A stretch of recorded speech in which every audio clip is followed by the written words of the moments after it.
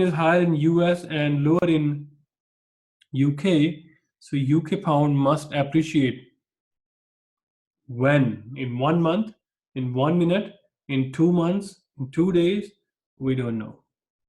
But it will, because that is, we tested that theory from historical trends. It happens, but when? We don't know the timing. Plus, forecast of some factors may be difficult to obtain. Government controls how you are going to, evaluate based on government controls. How many marks you want to or sometimes it is very subjective nature, how you quantify that one, right? So some factors are not easily quantified, like I told you here. It's hard. For example, income rises. How you are going to quantify that one? We know that concept. If income rises, what's going to happen? Exchange rate will go down. Why is that? Because we purchase more foreign products and we demand more foreign currencies, right? But how we can quantify that? It's really hard. Some analysts are giving it 80 score. Some will be giving 60 score. Some will be giving 120 score. It's hard. It's really hard. Then regression coefficient may not remain constant. For example, we find out that, okay, if interest rate rises, it affects 2%. Its effect is 2% on the exchange rate. It may be valid for a certain period of time, but it's not always valid. In other times, it will be affecting 20%. In other times, it will be affecting 1.5%. So the constants are not constant. So that is the biggest drawback of fundamental forecasting, right? Market-based indicators. So pay very close attention here. Market-based, it means you are forecasting the exchange rate based on market data, available data. So in technical forecasting, you are forecasting based on past. In fundamental, you are forecasting based on the relationships of dependent and independent variables. But market-based forecasting, you are taking everything from the market and then analyzing so market analysis is more, you can say, up to date because you are using real-time market data. So it eliminates some fundamental analysis biases as well. So you use spot rate to predict the future spot rate. Amazing, right? You are not seeing the effect of inflation. You are not seeing the effect of interest rate. You are not seeing the effect of anything, but you are just using real market data and to forecast the future. So we use forward rate to forecast the future spot rate. So if we see the premium, forecast premium is 2%, then we can say that currency will go up about 2%. So in future, the spot rate gonna be increased by 2%. That's it. So we use different data. So spot rate data gonna be available in the market. You can log on to the market exchange rate site. You can use that one. You can see the forward premiums. You can just use into the formula and you can find out, okay, expected spot rate gonna be that one. So the forward rate should serve as a reasonable forecast for the future because otherwise speculators would trade for forward contracts to capitalize on the difference between forward rates and the expected spot rate. Right? If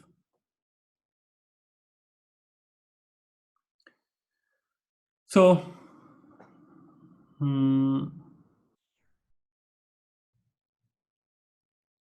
yes. So if expected spot rate is not equal to the forward rate, then there is an arbitrage as well, right? So people will exploit that opportunity. So basically, what the purpose here is that because this is more of the very deep mathematical stuff, so we are not going into that. Just gonna give you some overview that in market-based forecasting, real market data is going to be used to predict the future exchange rate. So all the values are coming from the market. So in the fundamentals, we don't have the market data. Why? Because there is some subjective nature involved, and everyone has its own score associated with the inflation, with the interest rate, with the change in income, with expectations, with government controls, right? So in that way, the market-based forecasting is more superior because we don't have to rely on subjective nature. We will be using market data to predict this one. So how we predict? We predict based on the premium on the forward rate. So how we calculate the future spot rate? We just multiply with the forward premium or forward discount. That's it, right? And in theory, expected spot rate or future spot rate must be equal to the forward. So what we enter into a contract, forward rate, for example, forward rate is $1 is equal to 7 yuan. So, and this forward rate is for 1 year, 360 days. So after 360 days, if in the market the spot rate is 7, then we say that market is efficient. And because you are right now at 0 point at the start of the year, you predict that spot rate going to be 7 after this year on 360th day, and it really happens. This means market is efficient. Plus, if the forward rate is 7 yuan, but the expected rate is 6, it means there is a possibility of discrepancy and somebody is capitalizing on. So, and what happened to the capitalizing the opportunity or exploiting the opportunity? Market respond, market will realign, and ultimately either forward rate gonna be 6 or either the future spot rate gonna be increased, right? So long-term forecasting with the forward rates. So we saw about the short-term forecasting, okay, 1 year. But what about if we are forecasting for more than 1 year, for like 3 years or 5 years? Then long-term exchange rates forecast can be derived from long-term forward rates. You need to compare apple with the apple. If you are forecasting for 3 years, you base your forward rate on 3 years, right? So in the market, the data is available.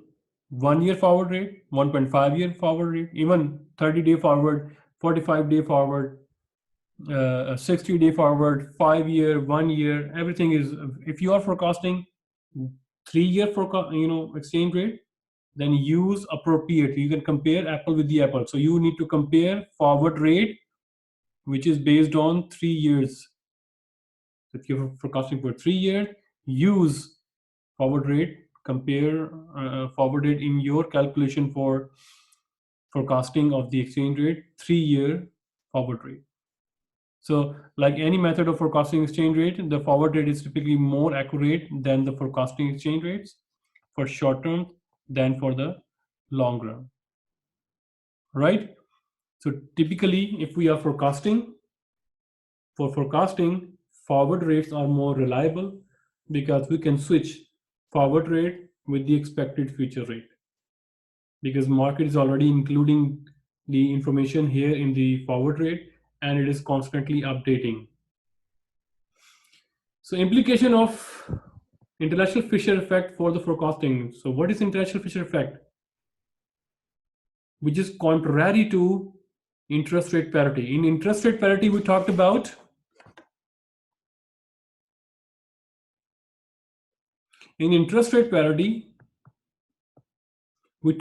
if interest is high, exchange rate is high. But in International Fisher effect, we did the opposite. We say that international Fisher effect, we say if interest is high, it means inflation part in that interest is high, currency should go down, exchange rate should go down, right? So since forward rate captures the interest rate differential, therefore expected inflation, okay, between the two countries, it should provide more accurate forecast for currencies in high inflation countries than the spot rate. So if you are using IFE for forecast, use forward rates. Why? Because forward rate premium is based on the the inflation differential, so that will be more meaningful for you. If somebody asks you, forecast me the 2 years exchange rate based on IFE. So you see the market forward rates for 2 years and you can say that this is the best forecast. Why? Because IFE perfectly in line with the premium or with the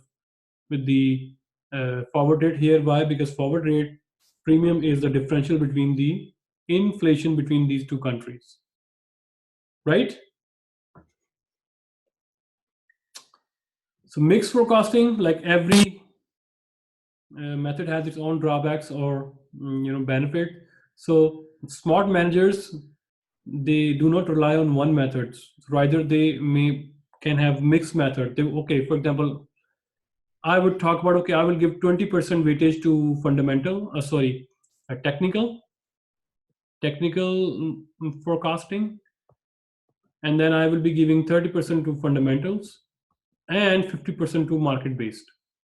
So according to me, the exchange rate going to be here 2.1, and according to fundamental it is 2.5.